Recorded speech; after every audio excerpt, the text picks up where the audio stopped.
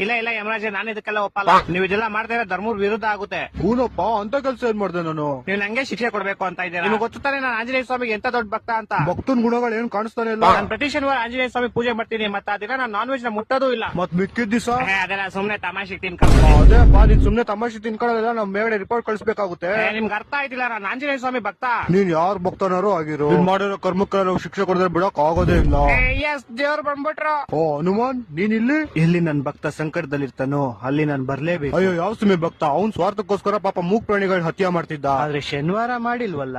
ಏನ್ ಹೇಳ್ತಾ ಇದೀರಾ ನೀವು? ಇವ್ನು 18 ವರ್ಷದ ವಯಸ್ಸಿಂದಾನೆ ಪ್ರತಿ ಶನಿವಾರ ನಾನ್ ವೆಜ್ ತಿನ್ನೋದ್ ಬಿಟ್ಬಿಟ್ಟ. ಆ ಕಡೆಯಿಂದ ನೋಡು, ಇವ್ನು ಎಷ್ಟು ಪ್ರಾಣಿಗಳನ್ನ ಕಾಪಾಡೋನೆ. ಸರಿ ತಾನೆ? ಅದಕ್ಕೆ ಯಮರಾಜ್ರೆ, ನಾನು ಇವ್ನ ಶಿಕ್ಷೆನ ಸಮಾಪ್ತ ಮಾಡ್ಬೇಕು ಅಂತ ಇದೀನಿ. ಆದ್ರೆ ಅದನ್ನ ಮಾಡಕ್ಕಾಗಲ್ಲ.